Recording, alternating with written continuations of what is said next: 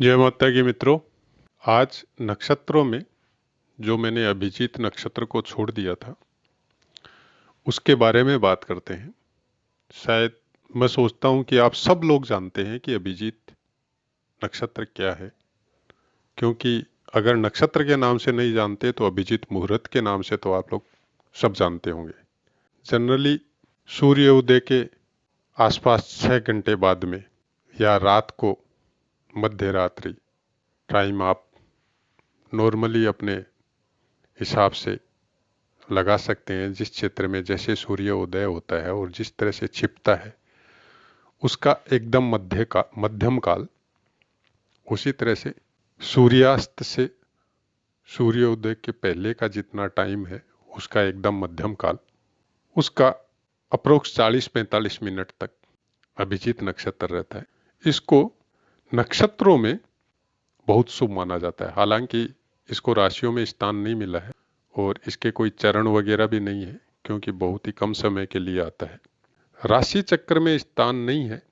औसत मान नॉर्मली 19 घड़ी का इसको बताया गया है। ये उत्तराषाढ़ा वह स्वर्ण नक्षत्र के बीच में होता है, तो कुछ समय शायद इनका निकाला गया वहां से उत्तराषाढ़ा और श्रवण नक्षत्र का, और बीच में अभिजीत नक्षत्र को दिया गया है। शायद आप जानते भी होंगे अपने जितने भी भगवानों के अवतार हुए हैं मोस्ट प्रोबली सब अभिजीत नक्षत्र में हुए हैं। अभिजीत नक्षत्र में पैदा होने वाला जातक सुंदर व्यक्तित्व, कांतिमान, तेजस्वी, सज्जनों द्वारा आदरणीय, प्रसिद्ध, विनीत, विद्वानों का आदर करने वाला, स्पष्ट बुलंद आवाज वाला, अपने वंश में राजा के समान हो। अभिजीत नक्षत्र को आप इस तरह से समझे कि अभिजीत नक्षत्र में जब भी पैदा होने का ही बात नहीं है, किसी जातक का अभिजीत नक्षत्र है बहुत अच्छी बात है, लेकिन ऐसे भी कोई भी अच्छे काम, चाहे हवन यज्ञ हो, चाहे पूजा पाठ हो, चाहे संकल्प विधान हो, अगर आप अभिजीत के टाइम में करते हैं, मतलब दिन में जैसे 12 बजे के आसपास और रात में 12 बजे के आसपास, तो वो काम या वो कर्म पूर्ण फलदायी होते हैं। और भूलवश अगर उस समय गलत किया, आपने गलत कर्म किए हैं, तो वो भी पूर्ण फलदायी होते हैं। मतलब उनका भी रिजल्ट आपको बहुत जल्दी और तीव्र गति से मिलेगा आपको। इस चीज को अगर हम लोग ध्यान रखें कि जैसे मैं राजस्थान में रहता हूं तो मेरा 7, सवा 7 के आसपास सूर्य उदय होता है, और सर्दी और गर्मी में थोड़ा अंतर रहता है 20-25 मिनट का। उसी हिसाब से मैं मध्याह्न समय का अभिजीत समय निकाल के अगर डेली ध्यान रखूं, दिन का, रात का तो जनरली सो ही जाते हैं तो इतना पता नहीं चलता है, लेकिन दिन का अगर मैं ध्यान रखूं उस समय का, कि उस समय में मेरे को कोई कुकर्म या मेरे को कोई गलत काम या किसी को बद्दुआ या किसी से लड़ाई झगड़ा कुछ नहीं करना है, तो भी शायद हम लोगों का बहुत बचाव हो सकता है। अभिजीत मुहूर्त, अभिजीत नक्षत्र, अभिजीत मुहूर्त जो बताया गया वो नक्षत्र की वजह से ही बताया गया है, लेकिन कोई जरूरी नहीं है उस समय अभिजीत नक्षत्र हो। ये अभिजीत मुहूर्त होता है वो भी उसी के समान फलदायी होता है जो अभिजीत नक्षत्र है। आशा करता हूं आपको समझ में आया होगा।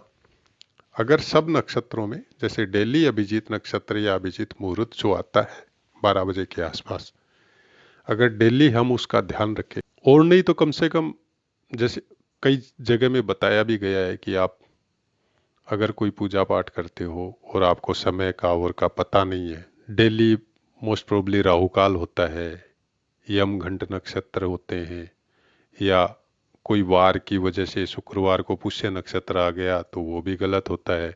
आपको पता नहीं है कब सरवार सिद्धि हो गए, कब त्रिपुष्करी हो गए, कब सिद्धि हो गए, आपको पंचांग का पता नहीं है, पंडित जी अवेलेबल नहीं है, तो बिना पूछा हुआ मुहूर्त होता है अभिजीत मुहूर्त। केवल आप इतना ध्यान रखें कि आपके समय में सूर्योदय से सूर्यास्त के बीच में कितना पीरियड होता है, उसको 2 भागों में विभक्त कर लें। पहले वाला से 15 मिनट निकाल लीजिए और आगे वाला से 15 मिनट निकाल लीजिए। 30 मिनट का समय आप कभी भी उस काम को शुरू कर सकते, वो पूर्ण फलदायी होगा, उसका फल नष्ट नहीं। ये चीज किसी से पूछने का ज़रूरत नहीं है, कोई किताब देखने का ज़रूरत नहीं है, किसी से ज्ञान लेने का भी ज़रूरत नहीं है।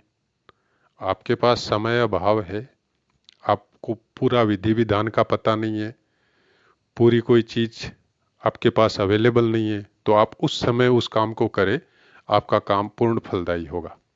ये मेरा मानना है। और बहुत से एस्ट्रोलॉजर, ज्योतिषी या विद्वानों का भी यही मानना है कि आपको कुछ भी पूछने का ज़रूरत नहीं है, आप अभिजीत मुहूर्त में काम करें, आपका काम पूर्ण फलदायी होगा। तो आशा है आपको समझ में आया होगा अभिजीत नक्षत्र का क्या वैल्यू है और क्या होता है अभिजीत नक्षत्र। उसके अलावा आप अपनी बुकों में भी देख सकते हैं, किताबों में भी अभिजीत नक्षत्र के बारे में बहुत कुछ बताया गया है। मेरा अगर मैं बताने बैठूं तो 2-3 घंटे का वीडियो बन सकता है, इसमें ऑडियो बन सकता है। लेकिन मेन बात बस इतना ही है कि अच्छे कर्म अगर करते हैं और समय अभाव की वजह से, कोई और कारण की वजह से आपको पता नहीं है कौन से समय में करना है, तो आप किसी भी दिन अभिजीत मुहूर्त में उस काम को कर सकते। सीधा और सिंपल लैंग्वेज में जो आसानी से समझ में आए वो मैं आपको बता रहा हूँ। आशा है आपको समझ में आया होगा। जय माता की मित्रों।